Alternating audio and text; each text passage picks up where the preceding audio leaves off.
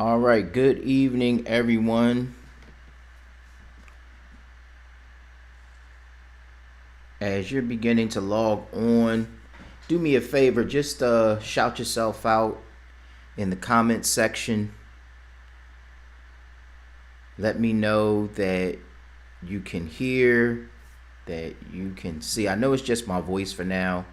We're doing a little countdown. I have something very special for everybody this evening. At least I think it is. But you will see in just a couple of minutes as we prepare to dive in.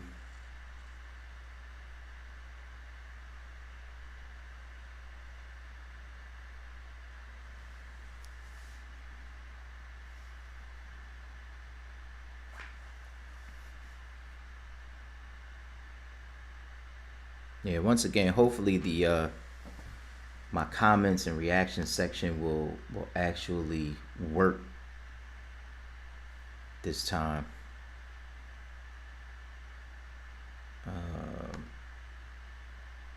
Truly hoping to be able to see some of your comments in real time.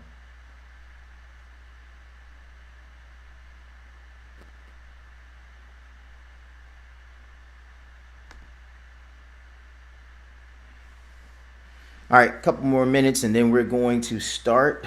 I might as well go ahead and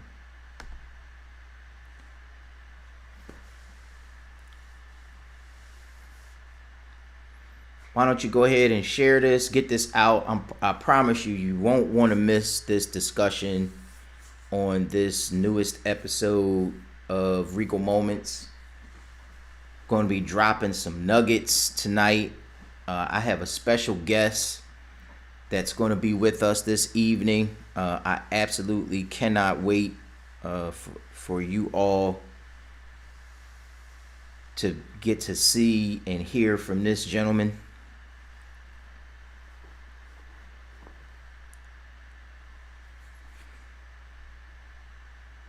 People are so impatient. Okay. Just so I don't lose people, I can't believe how impatient some people are. All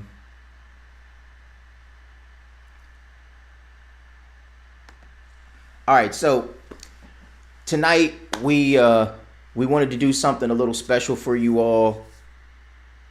Hopefully everybody can hear me, and for some reason I'm not hearing it back in my headphones right now. But at any rate, I'm hopeful that everyone has had a fantastic day, that you're excited about your life in spite of some of the challenges that exist right now.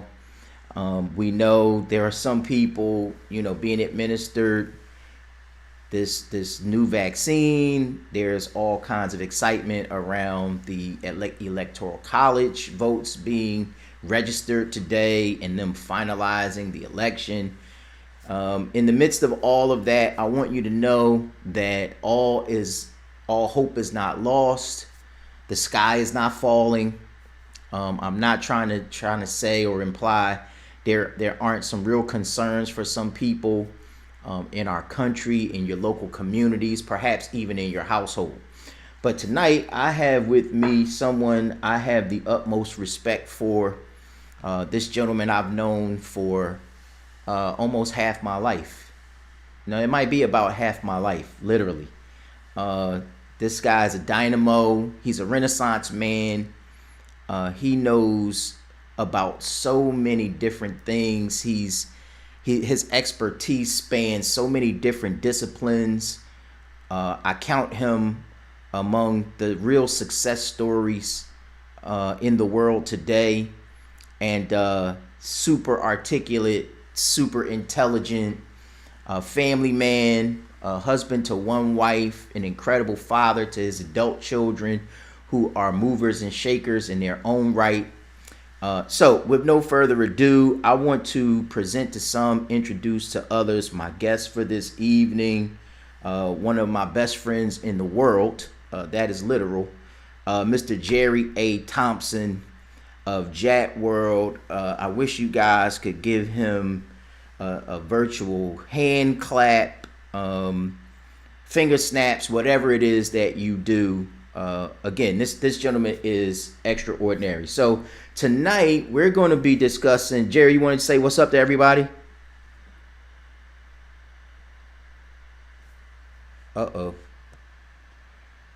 I'm not hearing your sound. Oh, got you. I'm sorry. There Go you ahead, go. bro. Yeah, man. Yeah, good evening. I'm listening to that intro, man, and getting a little, I don't know, it was emotional. I don't know, bro. I mean it all. I mean it all, man. I mean it all. Um, Highly emotional. I even put on a good shirt for this, I so see, man. You you know. look sharp, brother. You look sharp. I expect nothing less. Um, No, man, so I appreciate it. I appreciate it. so we're tonight. Uh, to all of my Facebook Live people, to all the YouTube channel people, we're going to be discussing something that Jerry and I have. This is a literal statement. We've been discussing this for what, at least maybe 5, 6 years, Jerry. Oh, that's you're cheating it. This Am is I? longer than that. It's over a decade. Yeah, it's over a decade for sure. Oh wow. Actually, it goes back further than that. Yeah. Wow, wow. So you all are going to get a bird's eye view of some things that he and I discuss on some very deep levels. We are always challenging each other, and it's what we perceive to be. The words are simple, but the idea is very complex. There's a lot of layers to peel back. We're going to be discussing this question: is the highest levels of secular success possible playing it straight? I'm gonna say that again. Are the highest levels of secular success possible playing it straight? Okay, so Jerry, as we begin this evening, I have the advantage of knowing a lot about you and your family. Right. If you would just introduce yourself, tell us a little bit about yourself. Well, okay, so you know my name. It's kind of difficult to know where to start. I've done so many things. So I'll start with my current vocation. I hold an executive level position with the largest mobility company in the world, with some level of responsibility for technology. But throughout my life, I've had the opportunity to do many things in music. I've done many things in business. I've done many things just in terms of being able to share some of these valuable life lessons that I've had. And what I've discovered, Sheet, is my deep passion is really to see others reach their potential. As we were speaking earlier, just going through my notes from decades back now, it's that's a recurring theme.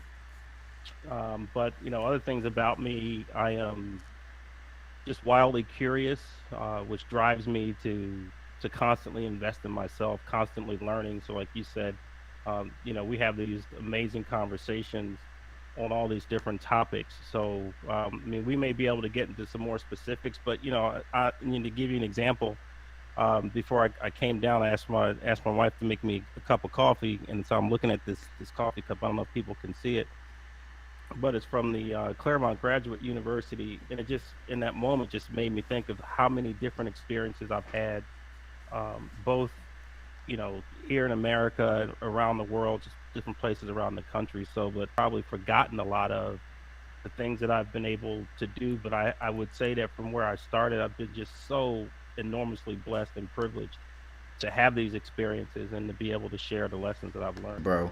I'm super excited about this. Even when we touched base a little earlier, we both were just talking about how we couldn't wait to dig in. And Right. to all of our Facebook watchers and viewers and YouTube viewers, Jerry's being a bit modest. This dude, he does it on a very high level. And so this is why I thought there was no one better to have this discussion with. Now that you know a little bit about him, he's got a number of things on the table of his life right now that he's working through. We'll get him to discuss some of that, share some of that with you, not in any detail, of course. But we definitely want you to know that he's a real go-getter, right? He gets things done. So Jerry, what is your definition of success?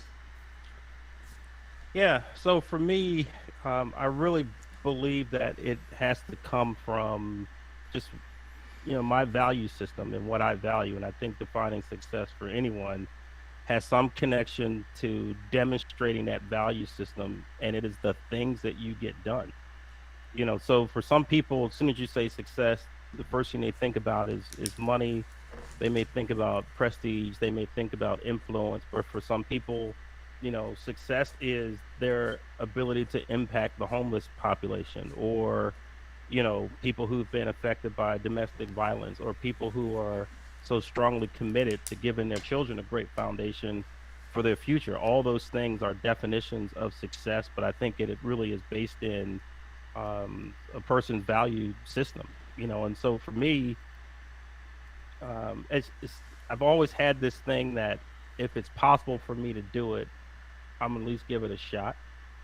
And so even if the outcomes have not been tremendous, I still can look at those things as a success. One is that I overcame the fear to attempt it in the first place. And then secondly, you don't leave any, endeavor or initiative without some opportunity for learning. So for me, but I'm going to say, let's just talk about the value system and what you're actually able to execute on and get done. I think that's a good starting point for success. Good deal. When you speak of value systems, of course, that's going to span a very wide range for so many different people from so many different walks of life. What do you believe are some of the foundational values in your own life that have propelled you to the kind of successes that you've experienced, accomplished, and you enjoy? Right. So I believe very much in the law of reciprocity. I believe that the universe has been pre-programmed to answer back to us what we put into it. So the way that you treat people, what you desire to give to others, I believe opens the floodgates for what happens and comes back to you. So, and it's funny, I can picture some of the conversations even with my own kids is, you have to treat people the way that you want to be treated. It's a boomerang universe, man. It's coming back. It starts there. Um, Beyond that is wanting to answer the question of how high is high, like how far can you go, and really enjoying the height of what that is. Um, yeah, I swear it comes back to people, man. Every time for me, Wow. and it's weird because I don't know if a lot of people speak in this way, but unconditional love matters a great deal to me. Wow. And that's not to say that I'm a master of it.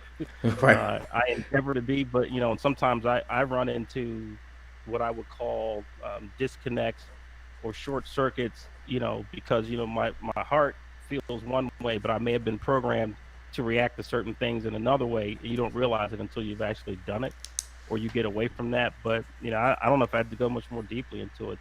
Unconditional love, treating people the way you want to be treated, is very very high on the list. Which when we get to the central question for tonight, which is one of the reasons that we had to have such a deep conversation about it. For sure. So, Mhm. in the short of it, what is your answer to that question? Is it possible to achieve and realize the highest levels of secular success playing it straight? So I want to say no, Okay. right? But so you have to be fair though to your audience, I think, and because I brought this question to you, oh, eight, it's got to be 8 years ago at least. And personally, I was really struggling because I'm also uh, a believer in introspection, self-inspection, and while there's a lot of accolades and that that people throw out, and certainly I've accomplished a lot, I'm looking in the mirror and saying I haven't accomplished nearly what I believe I'm capable of, and I wanted to really decouple that and figure out what was the thing that was keeping me from being as successful as I could. And that put me on a journey that took about 6 months. Some of it, the conversation with you, some through reading, some through watching, and to really come to the answer for me is. No. And we can dig into why I say no, but I think part of it has to do with whose rule book are you reading,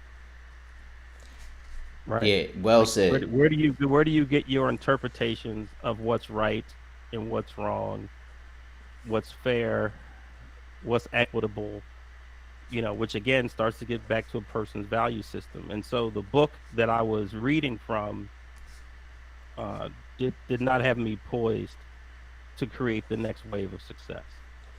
Got you. Yeah. That's gonna be harsh for some people. I don't know. I can't No. apologize for it, but it just is what it is. Yeah, I get that. Yeah, the one thing that a lot of people that follow my content, um, they all understand that word well. Violence. Things get pretty violent, but it's going to be true. It's always in love. It is. It's that kind of violence designed to help peel back some layers that are not serving us well, that are perhaps unnecessary at this point in our journey, or Hmm. things that are just outright holding us back, limiting us from who it is we're truly intended to be. You know what I mean? So, yeah, I appreciate that. When you speak of like the playbook, Hmm. that conditioning, if you will, what does some of that look like, sound like, and feel like for you personally? So I can say it simply in this way: is that some of the architects of our economic infrastructure today, through many means, right? Some honest, some dishonest, some sincere, some quite scrupulous. What they've done when they've created this infrastructure is they built walls behind it to make it more difficult for anybody else to get to it. And so, what some people have done is to stand in front of those walls and pray for a door to appear. And those doors are not going to appear, not magically anyway, not automatically, not like manna from heaven. It just doesn't happen that way. So you have a few choices. One is you can scale the wall, right? And that requires some effort. You can go around the wall. It also requires some effort. You can get you a sledgehammer and bust through the wall. So all those things require some effort and really a demonstration of what your true intention is, which is to get on the other side of the wall. You just have to be really careful of these artificial impediments that have been placed there intentionally because someone else has, this air of scarcity mentality and competition, which is designed to keep you out of the game. As another example, she, as this will be funny, but if we notice across the country, as more and more states, you know, legalize cannabis, so there was a story in, I believe it's Newsweek magazine, well before it even started in places like Colorado, that talked about how people in law enforcement and people who are attorneys and businessmen and people who are like venture capitalists, um, were basically building an infrastructure to be on the ground floor of that business before it ever became legal. And then part of what they did through the legal infrastructure was to, like let's say a license for you to be a grower was going to be 10,000. Then they had it raised to 100,000, higher barrier of entry. Now I think it's like 150,000. Or if you had a conviction, you can't even apply. So I'm talking about things like that have been designed by people who are well on the other side.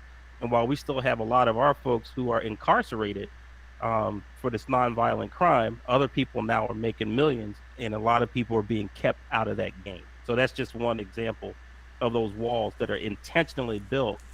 And some people have been so programmed to be good people, you know, that they'll stop at every stoplight, stop sign, and end up late to every destination. Wow, wow. There was a little snag there. You said that they will stop at every. Stop at every red light, full stop at every stop sign, and be late to their destination. I get that. Do you would you say, and by your own estimation, now of course for for some of you out there, we don't really have the hard data on this tonight. So this is really about Jerry's perspective as I ask this question. Perhaps even the question is derived from my own perspective, right? But do you feel like there are enough people that have even identified clearly an intended destination? No, of course not. Oh, of course not. Of course not. Explain the tone of your answer. Because people have been programmed and don't realize that they've been programmed. They've never, and it's funny. One of the things I've been saying lately is if you're going to go on this life journey, if you're going to take on any, endeavor, one of the things you need in your toolkit is a mirror. You need to be able to see yourself. And a lot of people, um, man, yeah, this is going to be deep. Go You know, there, dig so it up, brother.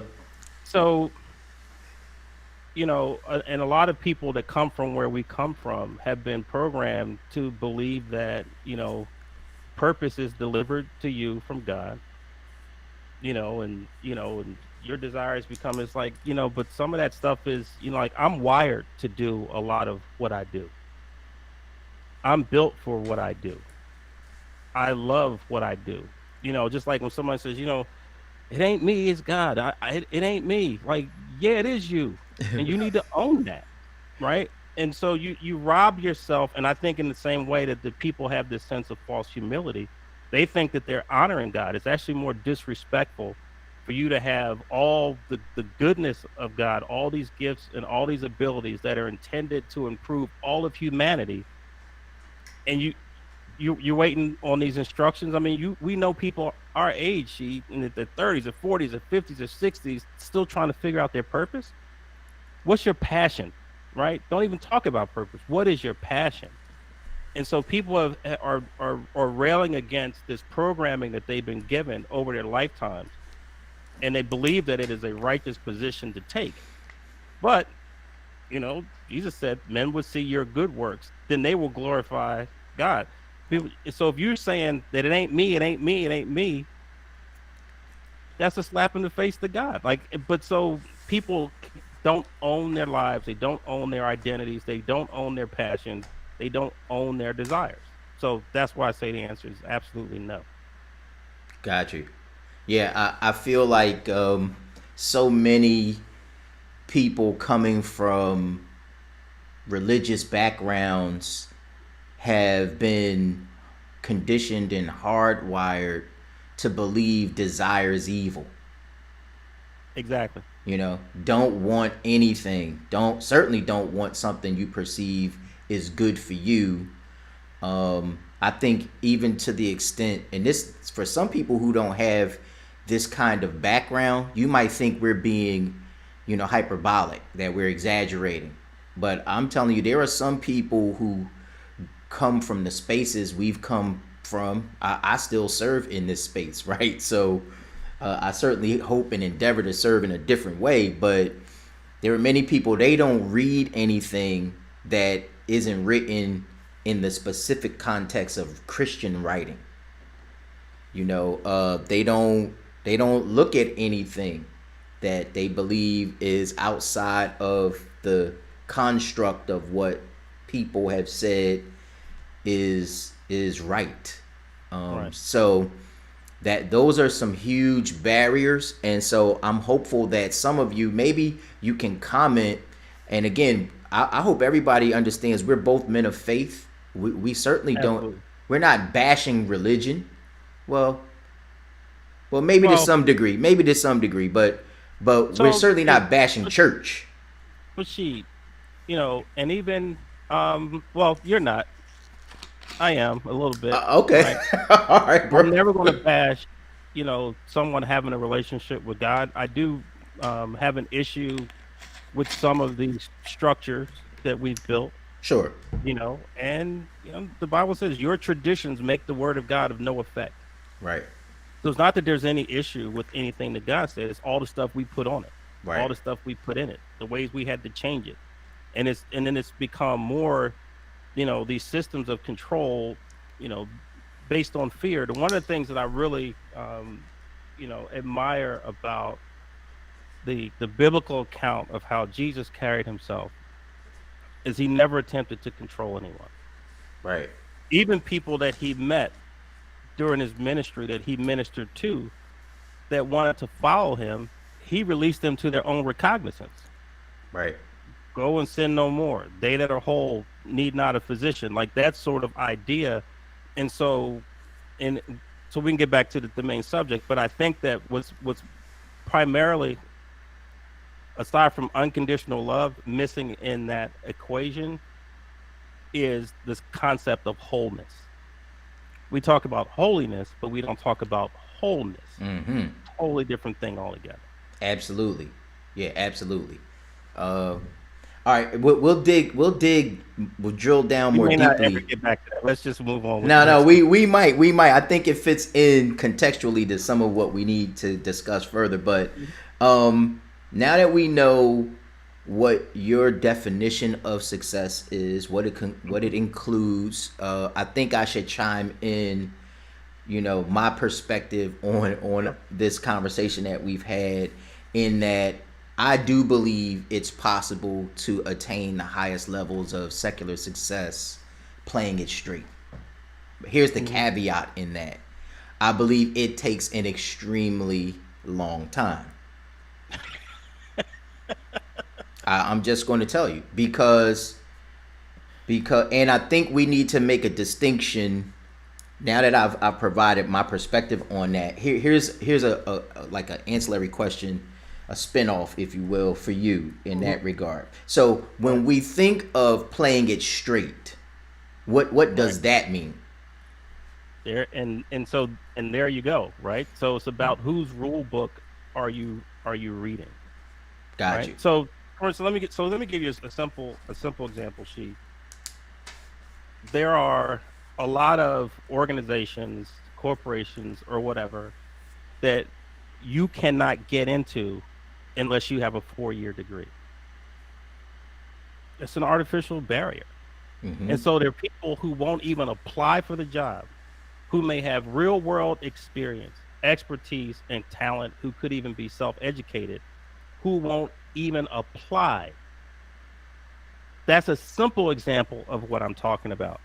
Because of what you'll find is there are people on the inside of those organizations. I know high level executives today who don't have a 4-year degree, but they've been part of building a policy that says nobody else gets in without one. That's Right. the stuff I'm talking about. Right. Got And you. if you see those, and first of all, it says, when I've counseled people who are having challenges in their current employment, right now we're all kind of stuck at home, but and they deal with this one job like it's the center of the universe.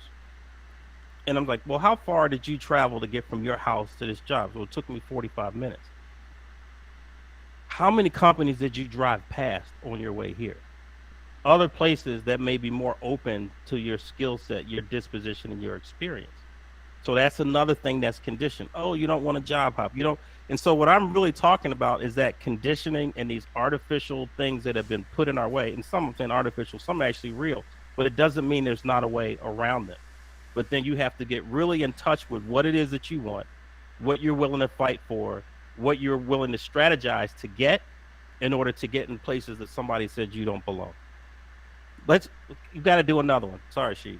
No, do you think? There was a time when it was illegal for a person of color to read.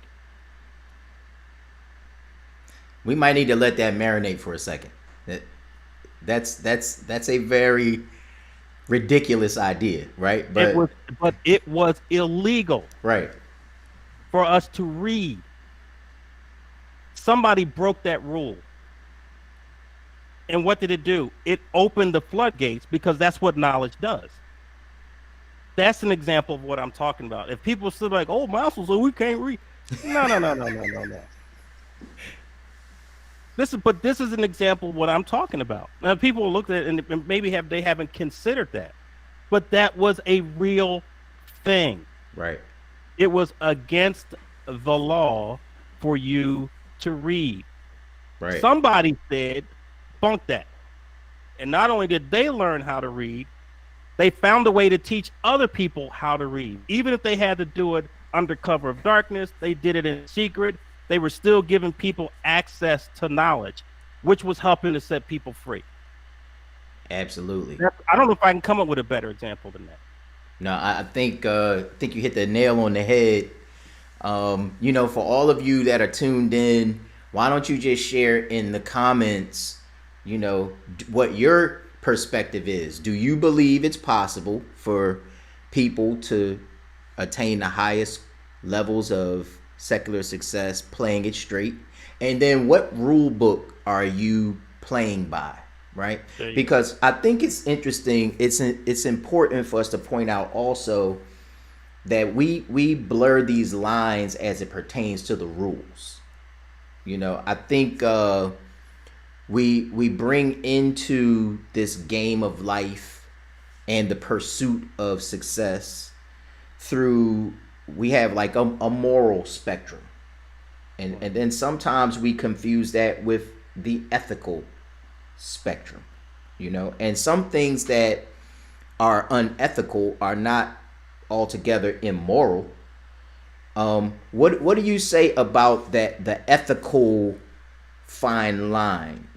For instance, I remember a story where the question came up about like Dame Dash and Jay-Z in their partnership with Rockefeller, and Jay-Z moved on.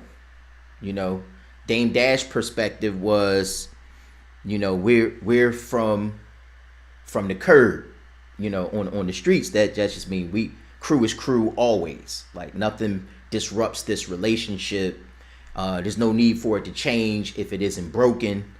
And then you kind of measure with some metrics. You can see them clearly. Jay-Z ascends to a certain height of success, quote unquote. And Dame Dash, although successful in his own right, certainly not at that same level. So that, I believe, that was a matter of ethics. He made a choice, a decision, but it doesn't make it an immoral one.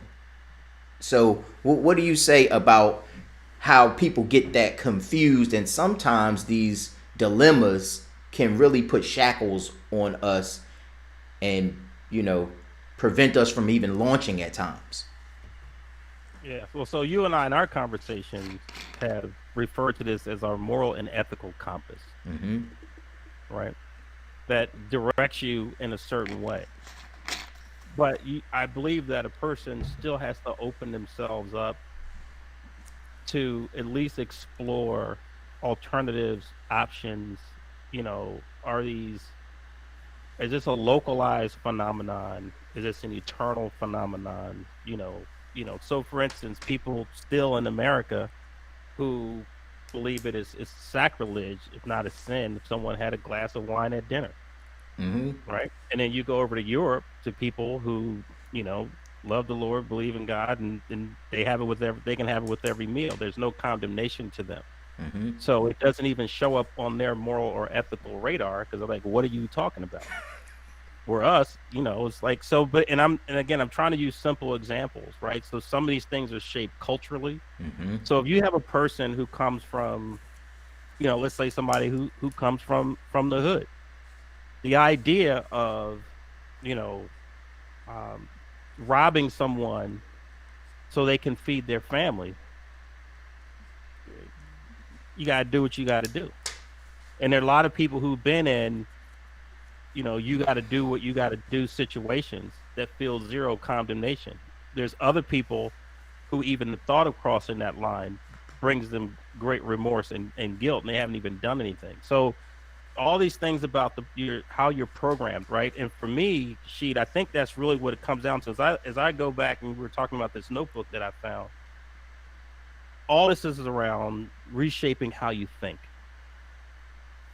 And for me, I would be exactly where I was probably when I was 16, 17, 18, if something had not happened to shift my thinking, which changed my emotions, which changed my behaviors, which changed my results.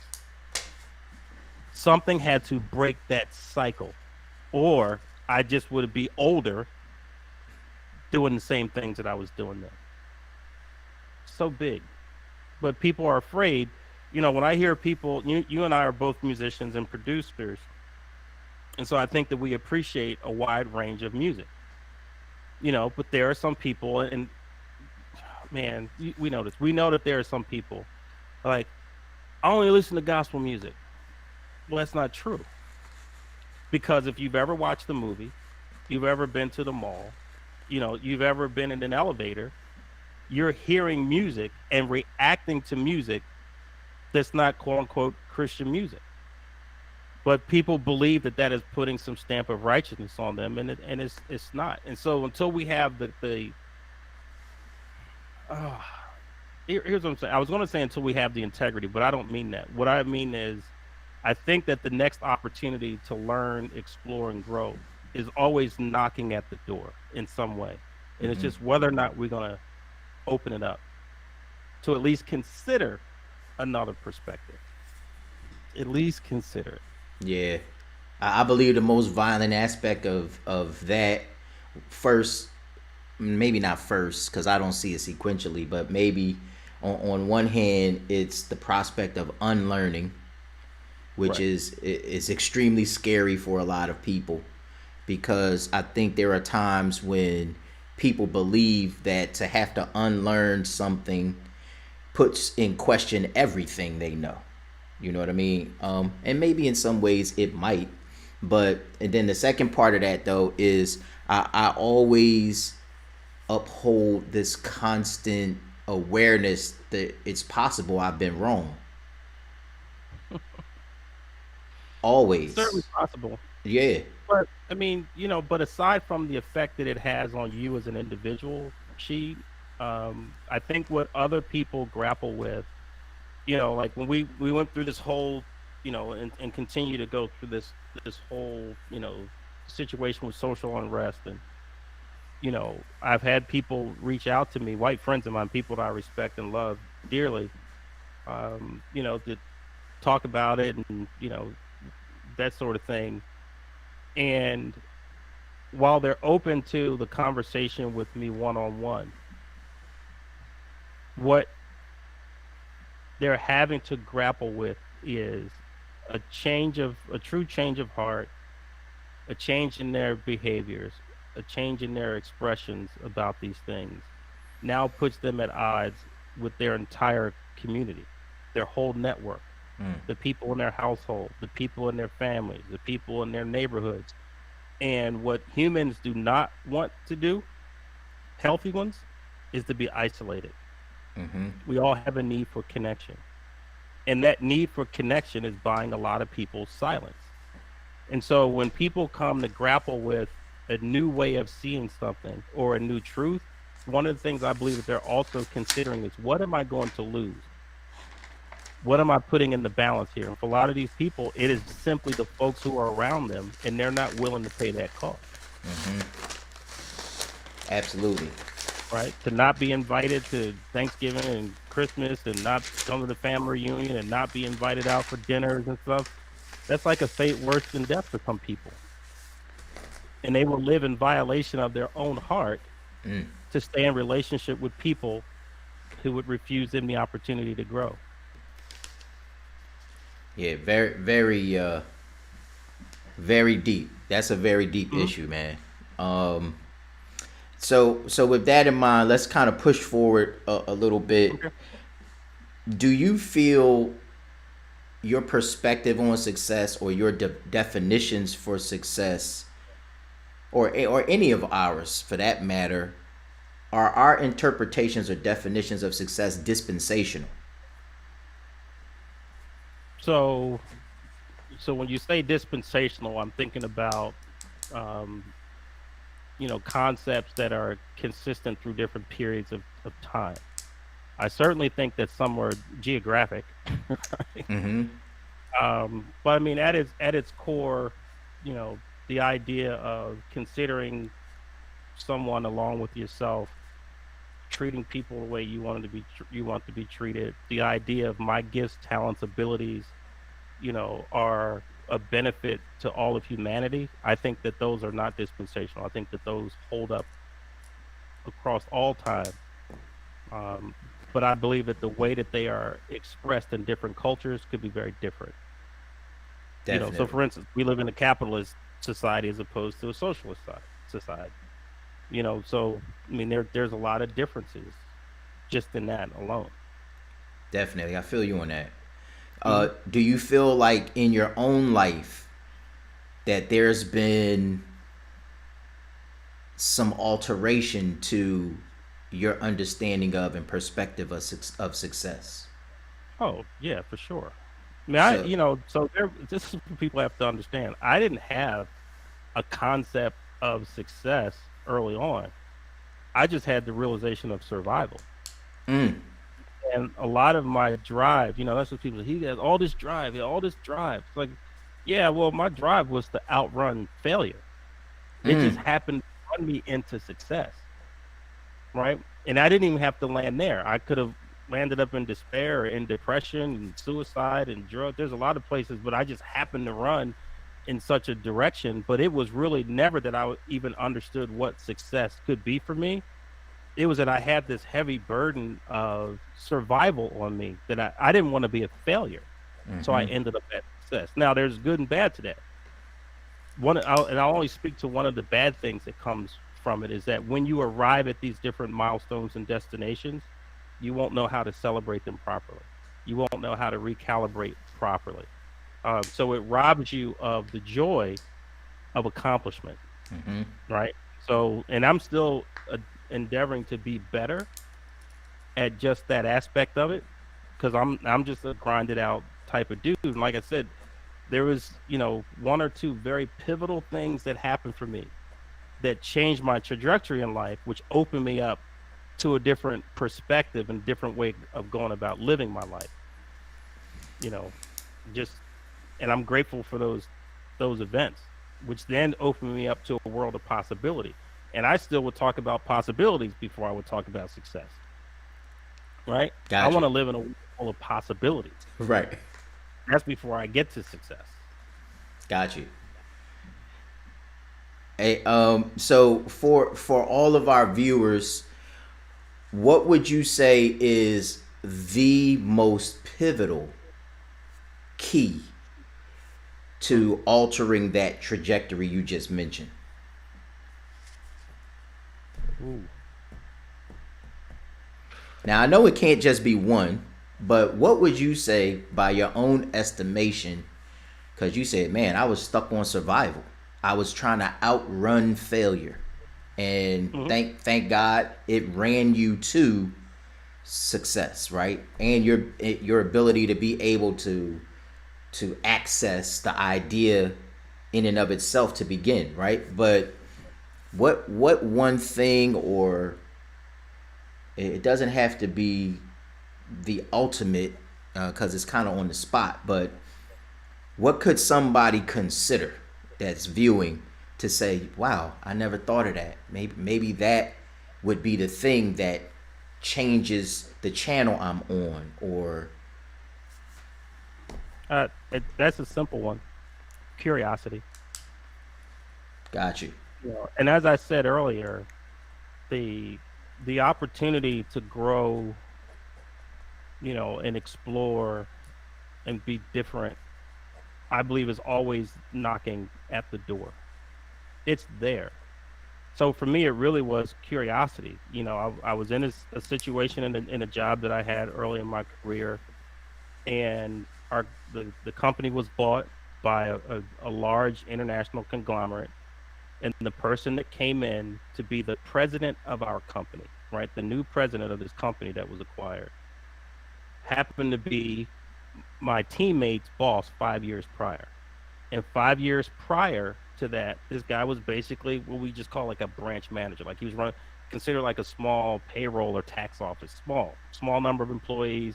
He went around and collected, uh, time slips. Back in the day, all this stuff wasn't, online. It made sure these checks got back, and he had a small territory. 5 years later, This guy is president of our company and vice one who had an experience with him 5 years prior that began to open it up. And I'm going to tell you exactly what he said to me. He said, "Well, one thing I know about him is he has this stack of index cards, right? And each one of these cards is written something that he believes about himself, about his future, about who he is. And he does not leave the house in the morning until he goes through that stack of cards." Now I understand that way better now than I did then, because then I understand what this guy was doing was reprogramming his mind. He was building himself to become something different. And then that same person, right? Because now he's instantly credible with me. The same person sent out a memo and simply said, "I'm going to leave this set of cassettes at my secretary's desk. If you're interested, you can check one out." And the first one I picked up was Earl Nightingale's "Lead the Field." Changed my life. And not just because of some of the concepts in there, but I grew up in church. I grew up carrying a Bible around. But that was the first time that I saw a path to make it truly doable. Wow. You can recite it. You can throw it in songs if you want, but to make it doable in a way that helps you truly live a life, that was for him. But again, it starts with curiosity. How did he do that? And being open to the answer. That was it. Right. Wow. Are you perhaps overlooking a presumption that preceded your curiosity? The presumption that you could learn in some way how this person did what they did. So I certainly didn't see that at the time. I get I that. really, I did not see any of that. And I've tried to decompose some of this, and there may have been some clues that deep down I had a desire for more. I remember my kids, my two oldest kids, ended up graduating from the same high school that I went to, and one of them came home one day and said, "Dad, did you used to carry a briefcase to school?" And I did. Right? There were times where I would put on a shirt and a tie, and I carried a briefcase to school. So maybe even back then I was impersonating, a businessman. And I've asked my mother about it, trying to like how did things turn out so differently? And she didn't have an exact answer. Only she said, "You seem to have this thing about you where you were just determined that you were not going to live the way that you did growing up." So maybe there was a desire before there was the true opportunity. Because prior to that, I was just doing the formula like they said: try to be good, pray and praise, blessings. I'm in that welfare line, Right. right? And but this was a quantum shift. Having that experience and picking up that first, set of cassettes, and I listened to those things. She over and over. I had at least a 45-minute commute to work. I listened to that thing till I almost had it memorized. And then Wow. I went on and got my own account and started ordering cassettes. And I'm going to tell you how I was not there yet, though. This is important for people to know. I was not there yet. This was the very beginning. Because one of the quintessential must read books for almost anyone who wants to explore success is Think and Grow Rich by Napoleon Hill. Well, that book was on audio tape all those years ago, and it was the only, hear this was the only series that I ever ordered and sent back. Wow.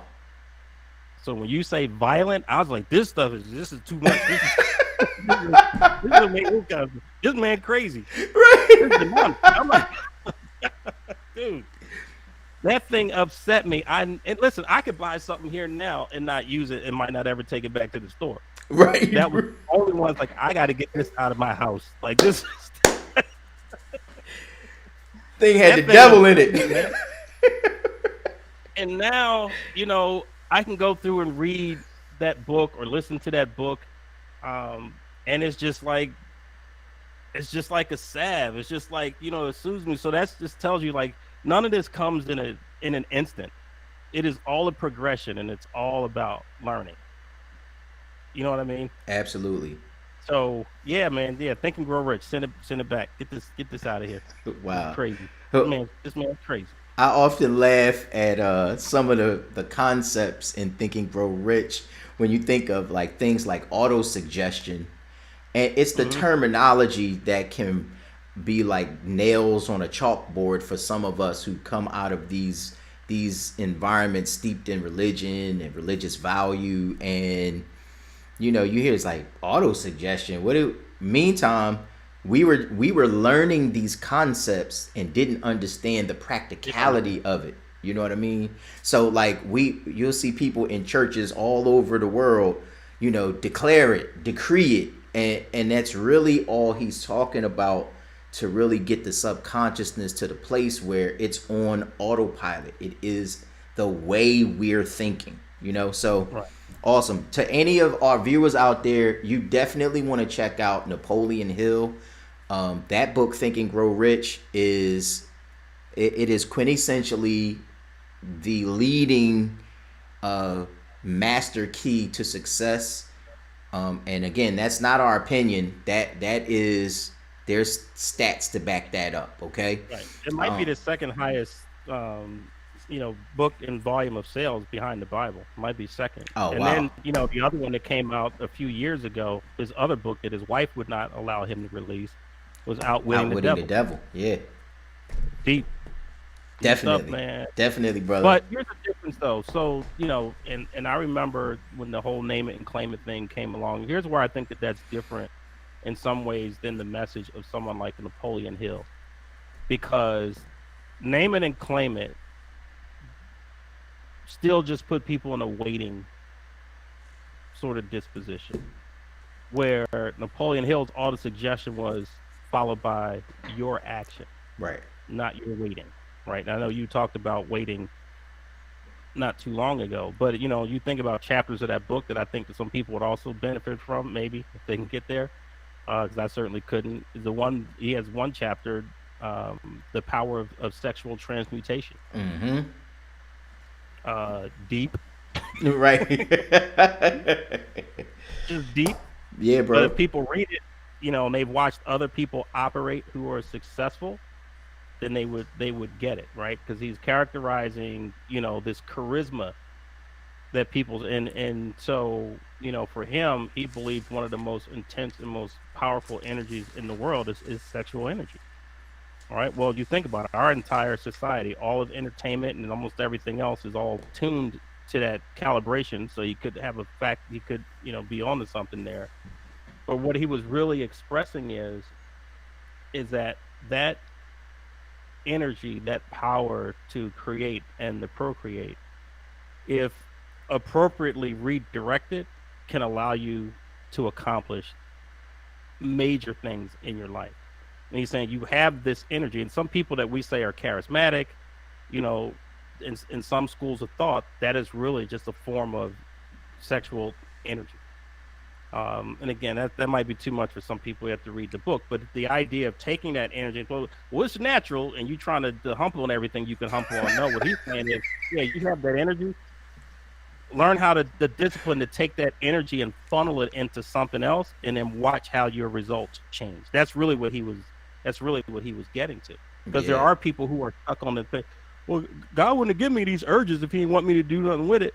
Yeah, I want you to learn how to control it, Right. right? That's right. How to rechannel it, and that's a whole different thing altogether. So anyway, I'll leave that alone. People, if they haven't read it, they can go back and read that. But don't start with that chapter. Do yourself a favor. Oh Read yeah, the yeah, whole book. I think yeah, like chapter 11. You got to read a little bit to get to it. yeah. Read that whole book. And as Jerry mentioned, the first audio cassette series he listened to is Earl Nightingale's "Lead the Field." Hmm. It's life changing material. He went on to give up the secret to success. Like the Right. dude, he was just way before his time. He was the guru of gurus before there were the Jim Rohns and the Tony Robbins and the Les Browns. There Yeah. was Earl Yeah. Nightingale. It was him and Norman Vincent Peale Peel, right? Yeah, probably. yeah, yeah. Hey, but even then, if you go back, it was still about, what you give, what you give, what you give, right? And if people could focus on that, and not start with money, right? And it's about what you earn, not what you make, but it's Right. about what you give, right? If you build the better mousetrap, the world will pay you for that. Right. But the better mousetrap is solving a problem, right? And it's all about the problems you solve, the questions you answer, and the experience that you give to people.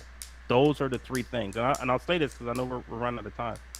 In terms of what's coming next, there's a lot of ways for people to go into enterprise. I really believe that information, data, the use of data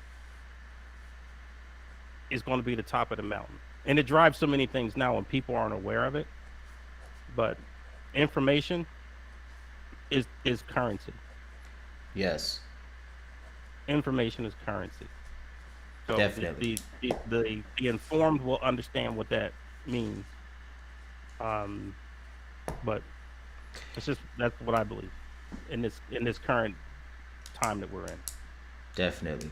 Let's tackle one more thing. I mean, I hope hopefully people will rock out with us. Like we said, this is a very, I mean, we're trying to consolidate a decade long Conversation. conversation, Hmm. in an hour or so. So, hang in there with us for those. And if you watch it, I'm going to follow Jerry's advice and another conversation we had. I'm going to break it down in snippets to make it more digestible, and put that up, for people to access. But so, Jerry, why do you believe what you believe about success? Because it's been most of my adult life. It's I can demonstrate. I won't say prove, but I can demonstrate everything that I'm saying to you. Do you remember uh, October the 20th, 2006? I can remember it happened. Okay, so all right, I'm gonna give you another clue. I'm gonna say one word: opulence. Oh, yeah, yeah, yeah. Was that really in 2006, bro? That was in 2006.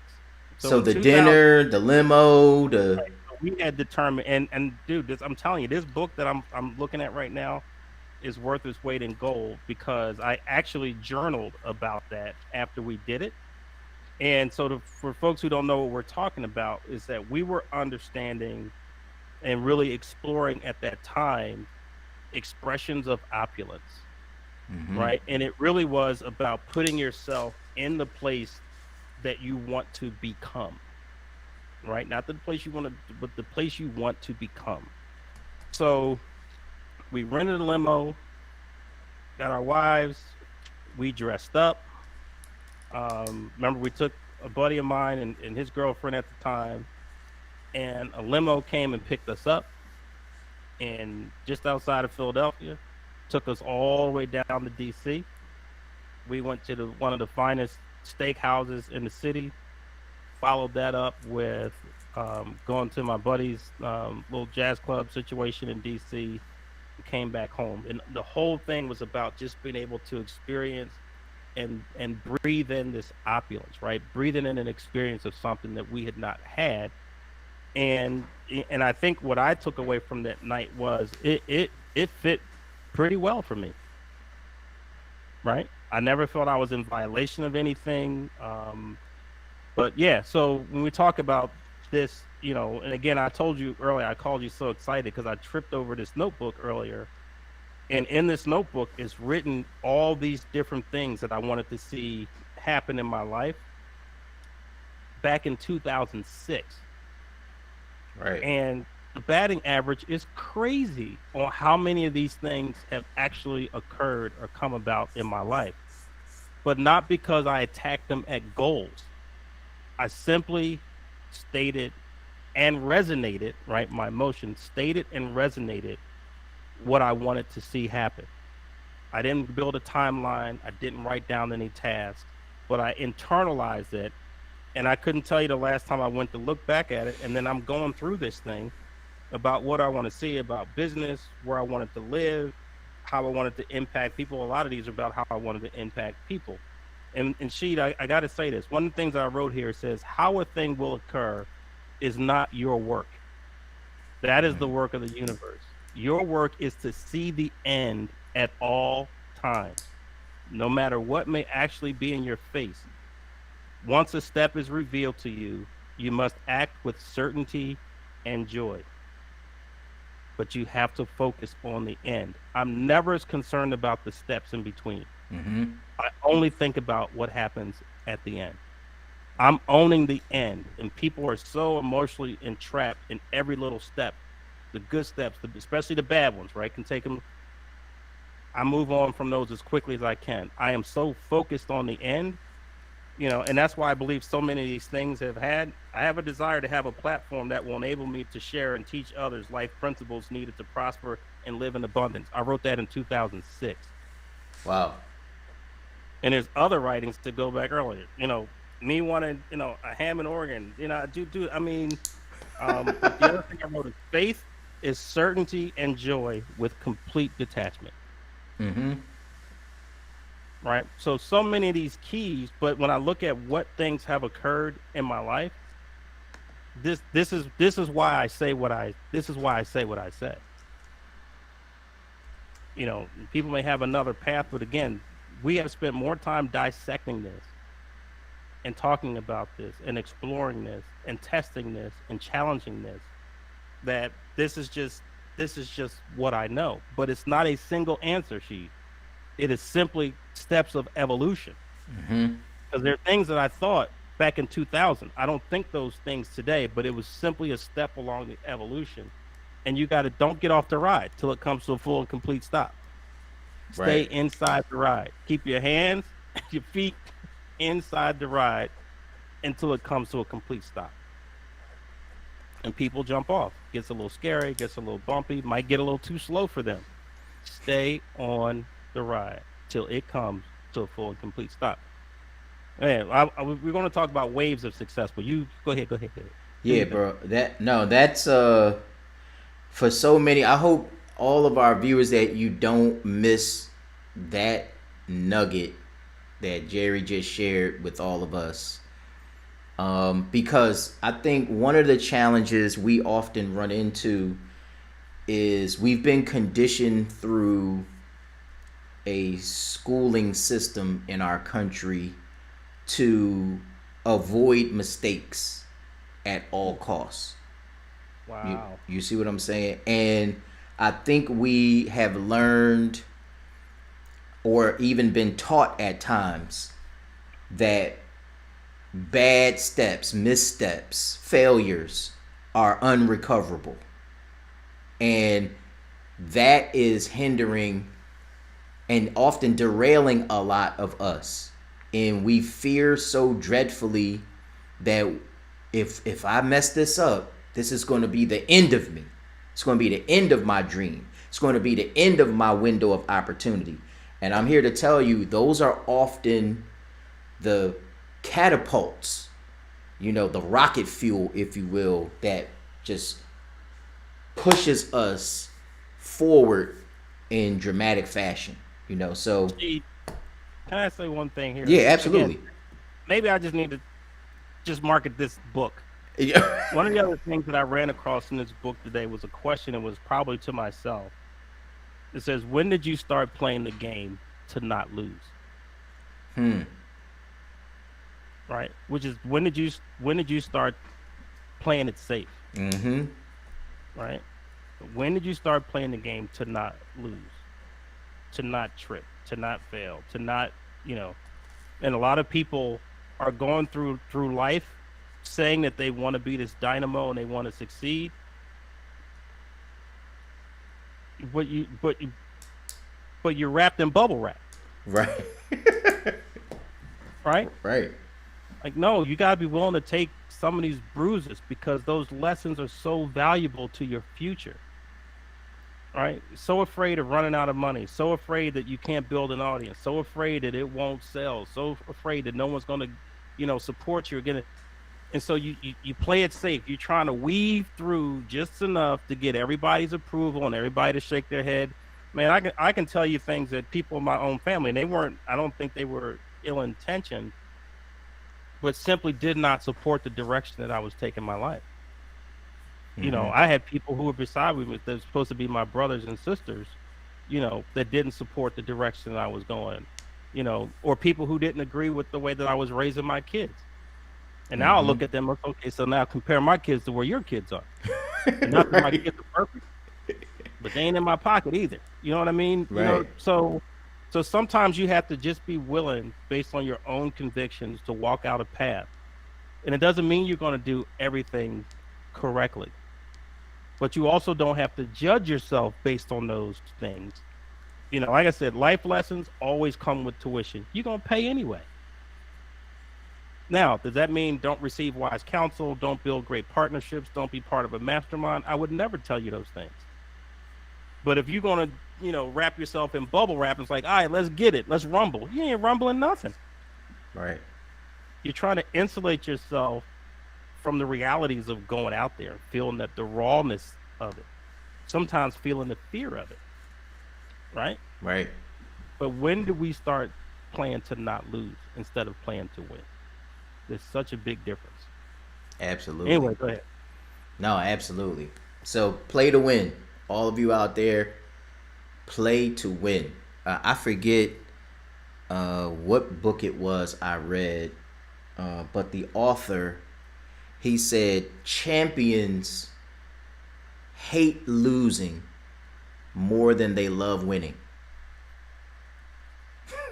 Hmm. And he's just like, he's like, listen, we often, so I'm gonna say this and then we'll go to this last piece for this discussion. I believe many of us, we have discipline, we have courage, we have hunger up to a certain point, like up to the difficulty that we feel is the deal breaker, like up to the point of friends walking away, we're standing there looking silly all alone, or at least we feel that way, right? um when in all actuality we really have to exercise that discipline, that courage, that constancy of vision until we realize what it is we desire. Hmm. And I'm going to tell you that word until is simple, but there are so many of us, we have all of these unfinished projects in our lives because we abandoned them at the moment where we're really about to make a breakthrough. Now I'm not trying to be on that side of cliche. It's like, oh, you gave up just at the moment, or how a lot of Christians, we say, I know something good must be getting ready to happen because it feels like all hell done broke loose. Like, that's cute because we're trying to deal with the violence in what we're being perfected in. You know what I mean? And so I hope to encourage everybody out there, you know, and I heard Jerry say this now, and I'm going to ask you about some of the things you have going on. You got to check out Jerry's podcast um, called The Pivot Play. I got that right, Jerry? Hmm. Pivot Yeah, you Play. got it right. You've got to check that out, especially one of his last um, podcasts. And now the point is trying to escape me because it was right along the lines of what we're discussing right now. How does that happen? Oh, Was it that last don't get birthday? me started. Oh my goodness! All right, we'll come back to that. But so Jerry, where can people find you? Where can people find Pivot Play? Um, where can they find your books, your website? Why don't you go ahead and hit everybody off with that? Okay. Yeah. Can you hear me? I feel like Clearly, I'm you're loud and okay. clear. Good. Okay. So, of course, on Facebook, Jerry A. Thompson Jr. The other Jerry A. Thompson is my son, so that's not a bad stop either. Uh, um, Website? Instagram. Instagram. The Real Jet World. So let me get to the Pivot Play stuff first. So Pivot Play, you can just search Pivot Play on Facebook or YouTube. Um, and actually, currently not running anything out of one particular website right now. So there's a couple new coming, right? So I got this whole new golf coaching thing, so there'll be a new website for that. But yeah, I'm easy to find. Jerry A. Thompson on LinkedIn. So yeah, not a difficult dude to get to. Not always easy to get time, but you can you can find. So yeah, so let me tell you real quickly about some of these projects. So one, becoming a certified teaching professional for golf. That's the new thing, right? That's some COVID fruit there, I guess, that came out of the pandemic. So that's been exciting. But I did do a podcast, a recent one, about going back to some of your old ideas. I think that there is huge merit in that. So a couple of the projects that I'm now working on have been born out of older ideas of things that I started, and now there's this complement of technology and ease of being able to get your hands on resources to be able to make these things happen in a way that was more difficult even 2 years ago, 5 years ago, 10 years ago. And so one of those, like I mentioned, the story about the guy with the cards, and so I had kind of designed this framework around my own cards. um, and so it was a thing for me, and some people I talked to have adopted that as a practice in their lives. But that is one of my newer projects where we're actually going to turn that into an app. And so it will be what we call core, which is the foundations of the teaching. Then it'll show you how to use the cards themselves, or the decks, because again it'll be in an app. And then there'll be a course that's incorporated, called the course in gratitude, because I still believe that gratitude is the core foundation of really opening yourself up to possibilities. And then there'll be the course in love, the course in forgiveness, and there'll be different additional cards that'll be a part of that. The other, we can't say a ton about it now, but it will be something that you could actually see probably by the end of February. But I will say that we are working on building a repository, learning, and gaming platform that will highlight Black excellence in a way that has never, ever been done before. So super excited about that. Working through curating my hashtag live free. I have posts that go back to before 2009 with that. So working with someone to curate those posts so we can get working on the book, which will be, live free. I think it might be called uh, life lessons or Facebook wisdom or something. I don't know what marketing people will handle that. Um, I'm sure there's another project that's probably not even occurring to me right now, but but this is the season to sow new seeds. Wow. This is the season to build, to get infrastructure in place. And again, when a seed goes into the ground, it has to germinate, so it needs the right environment for that. So the roots can go deep, and when the roots grow deep, then the fruit can go high. And she, I know you're going to break up some of this, so just let me say this: what I've done in my life is to certainly have successful ventures, successful moments, but what I've really done is built waves of success. And so that means there's these investments of time, study, intensity, determination, discipline that might require a week, 6 weeks, 6 months. Like, when I went back to school finally, I accomplished 2 degrees in 2 years. Well, that has blossomed into things. But what I mean is, if you do that, then it's not about the next event, it's about a wave. And I feel when I'm in a wave that even when I screw something up really bad, the momentum of that wave, just like a tsunami, when it hits land, them houses not going to stop it. Those buildings aren't going to stop it. Those cars aren't going to stop it. It's going to move everything else out of the way. So when I say build a wave of success, that I'm saying a wave of success that is so powerful that in spite of your own failings, it won't stop it.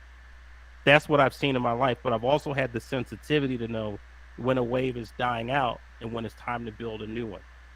So now the wave that I'm building now will be the one that will take me for the next 10, 15 years. That's the one we're going to truly rock out on because it will leverage and benefit from everything that I've learned in my life up to this point. So it's about building that momentum. We could do a whole course on that, really how to build and sustain and how that wave is sustained. But it's just energy and momentum. Right. So I Definitely. think that's important. But yo, man, I appreciate you having this conversation and exposing some of our conversations to your audience. But I think this is truly what iron sharpens iron is all about. I knew coming on here that your position, even on the central question, was a bit different from mine. But it changes nothing, right? In Absolutely. terms of you're my brother. I still love you. I look forward to different, opinions and perspectives. And it's things I go back and think about. And if I have to recalibrate and correct it, and then no shame in my game, brother. I can do that. If I have Definitely. to apologize, whatever it is, I'm not going to let that nonsense, you know, stop me. We're way too grown for that. It's way too grown, brother. Way too grown. Way too Yeah, grown. I think this is interesting too, especially to that point you just made. Um, in the midst of, in my lifetime, the most polarized state of affairs in our country, that the key is being able to disagree in love. Right. You see what I'm saying? And I don't think we disagree. We see it differently. You know what I'm saying? Yeah. So there's no conflict there. Like Right. I'm hopeful that people will learn that you don't have to discard the baby with the bathwater as it pertains to important and enriching and meaningful relationships just because you don't see eye to eye or you don't see it exactly the same way. So, as you've seen with Jerry and I tonight, we both knew, because again, we've had this discussion for a very long time. And we're not trying to change each other's minds. Like, it's okay that we see it the way we see it, that Right. our sets of experiences provide us the vantage point that we have. And you need to know we're both committed to still working through that so that Oh yeah. we're always ensuring that we're evolving in the ways that are necessary for us to continue to have impact with all the people that we hope to serve. And I'm as committed to your success as I am mine. Right. I care about what happens to you. I care Absolutely. that you accomplish, the things that you set out to do. And I think that that's important too. We can go different paths, and I mean, you know, so yeah, I don't, yeah, and it's like, yeah, I guess a lot of people aren't like that. If you're not agreeing with them 100% on every single thing, like you're their enemy. Like, no, Right. it's just contract. You know what Yep. I mean? But the beauty of walking into, like, you go into Best Buy, right? And you go back to the television section, and you can actually now see, like, man, that picture's so much different, so much brighter, so much more vivid than these others. But guess what?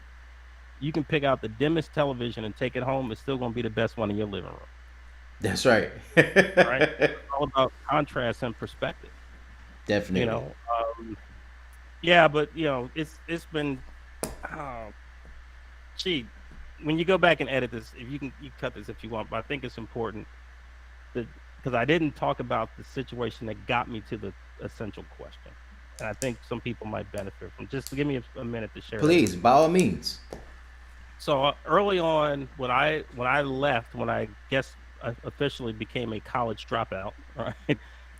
It was because I had a desire to start a software company, right? It was going to be called Rational Software, and the initial product was going to be based on a project that I worked on while I was in college, which was all designed around helping placement, that got college students, interns, and co-ops, a way for them to be able to bring all this information together so they could very neatly present it to these companies. I went to Lincoln University, and we were in competition with the Drexels, with the Villanovas, with the St. Joe's, with the University of Penns down in the city, and even being people of color. So it was a challenge. So that's what that system was designed.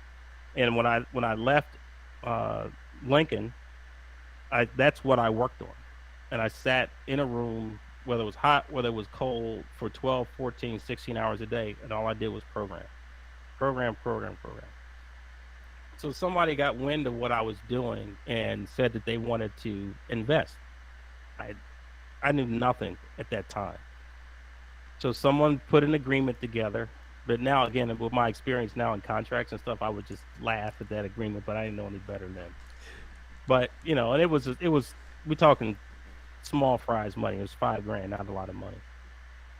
Which I did exactly what I was supposed to do. I put it into the Endeavor, which at that point I was actually renting a PC, if you could believe such a thing. Renting a PC and trying to get things off the ground. And the person I was involved in this agreement with came on sort of hard times and approached me saying, when can I basically get my loan back? Well, there's an operative difference between a loan and an investment, right? Mm-hmm. A loan, yeah, you can definitely have a structure around that and expect to get that money back, but an investment, we lost. Like I could put $1,000 in buying IBM stock and their stock go down. I could lose that money in a matter of hours. Mm-hmm. But that became a bigger issue because we were members of the same church, right? I'm in ministry, older member of the church is like, and so we couldn't come to an agreement about it. So this person sued me. Wow. And if you've never been sued, you ain't been in business long enough. First of all, you in business long enough, somebody's gonna try to sue you. And so it really freaked me out, right?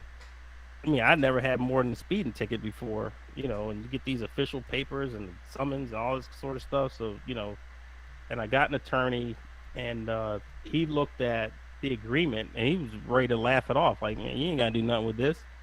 But it was that other side, and that's what we talked about, Sheet. It was that other side of it. It was that public perception of it. That, Thompson took advantage of this older woman, blah blah. I'm hearing all this chatter in my head Mm. around how people would perceive, and I had legal grounds, and I didn't do anything again, as you said, unethical or even immoral in that situation. Just Mm-hmm. the way the business went. And so I made probably the worst decision that I could have made, and I settled and set an agreement to pay back the money. And what that did, it shaped every business dealing that I had from then on. That I always fashioned myself to want to be the good guy, the guy that no one could ever say did anything wrong, didn't Mm. cheat anybody, didn't blah blah blah blah, didn't do Mm-hmm. this. And even that in some of my dealings, I was giving up percentages of dealings and profits or revenues far in excess of what anyone could have earned because I wanted to push out this image of being fair. And that was really the thing that got me, and it had so just changed my thinking. And what I came to understand is it didn't matter if I did everything right. Someone's still going to have a problem with it. Someone's still not going to like it. Someone's still going to say, you did this, you shouldn't have done it, or you shouldn't have done it, or you gave to these people. Why didn't you give to the. So you're never going to be able to make everyone happy. But Mm-hmm. that had literally put me in a box. And that's what got me to the question of why have I not succeeded to the level that I can at this point in my life? And it was because I was playing it safe so I could safeguard myself against the criticism of people. Mm-hmm. Boom. And that's how we got to the essential question. But I'm free of that now. And again, my endeavor is to be fair. And I don't say fair, I don't believe in that word so much as I do equitable. Mm-hmm. Right. To be Just. equitable, to be balanced, to be accountable. Those things are super duper important to me. I get that. But none of that is going to protect me from someone who just doesn't like the way I did something or the way I said something, and dude, I gotta live free, man. And the rest of that sentence really came from when I had cancer. That's where Mm-hmm. live free really came from. I'm like, okay, so I could die, and I'm gonna have my life controlled by the opinions of people who eventually gonna forget about me. Yeah, no, no, I'm good on that. So that those two events, man, have been so pivotal in my life. So thank you for letting me share that. I think that background might be important No, for, for some people who are absolutely. still playing it safe and over invested in the opinions of people. Absolutely. I imagine that's a very large percentage of people all over the world. So, Sure. so again, check Jerry out. Find him on Facebook. Um, Go ahead, bro. come the book is not? So the book needs to be re-edited. We keep talking about this. The book needs to be re-edited, right? Because we probably think differently. So I know my book, More Than Enough. I think it's still on Amazon Kindle. You can get it Okay. in form. More Than Enough. That was a good one. But the Believer's Guide to the Law of Attraction. We wrote that book for a reason, and it's because The Secret came out, and people were tripping over themselves and didn't know what to do with it. So we actually took the time and wrote an entire book to help people understand, as you did earlier, that these principles are littered throughout Scripture. Relax yourself, Right. right? You have more creative power than you know. Um, but the thing is just sitting. We keep talking about it. We got other projects, but you need Hey, to pony up, I'm man. wide Just put it open. I'm wide and open, sit. brother. Because it's like when we discussed that initially, I told you I believe it still is relevant. I think it's a work that people still need. So I'm wide open, brother. Let's talk about that, and just get it done like we do so Okay. many other All right, man. things. Yep. So, all right. So, family, thanks again for tuning in. If you're on YouTube, make sure you like the post if this has been valuable and helpful to you. We're all about impact. We're not trying to impress anybody. And subscribe if you've seen this on YouTube so that you can be notified. Make sure you hit that bell. And then if you're watching it on Facebook, host like a watch party. Again, if you find it valuable, if you think it was worth your time, if you think it'll be helpful to someone else, share it. Share it with someone else. Don't be stingy. Share it with someone else. Get the word out. And then follow Jerry. I'm just going to tell you, this brother is a wealth of information, experience, heart, just pure as gold. My name is Rashiid K. Coleman, and I what do they say? I stand by that message. I approve that message. I approve that message. All right, so I love you much, bro. Appreciate your Yeah, time. man. Thank you for doing this. We barely scratched the surface on Barely, this. So early, so we'll early. certainly we'll get at this again because there's so many more questions that we wanted to discuss Yeah. together Let's do the for next all one of you. just on manifestation. That'll be an interesting one. Let's just talk about Bet. manifestation. All right, yeah, that sounds like a plan. All right. Good night, All right. everybody. Love you all. God bless. We'll see you the next time. Remember, keep it regal.